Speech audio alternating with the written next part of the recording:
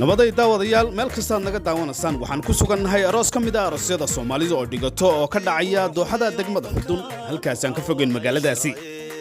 dooxadan ayaa caan ku ah aroosyada iyo xalfadaha sidoo kale waxa halkan caawa ku aqalgelaya laba dhalinyaro ah iscalmaday laguna magacaabo Maxamuud Axmed Faarax iyo Faysa Maxamed Xuseen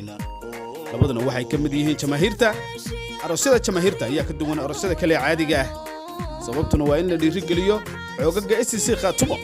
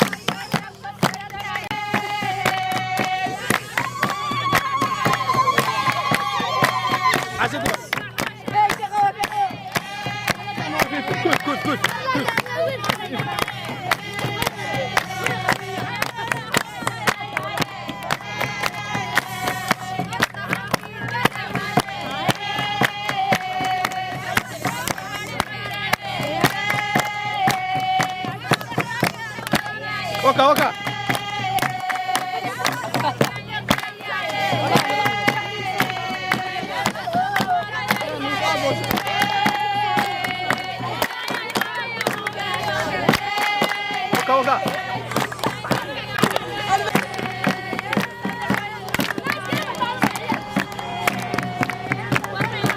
arooskan oo dhameystiran ayaan ku baahin doonaa baraha bulshada waa kawto idin leh halkan kala soco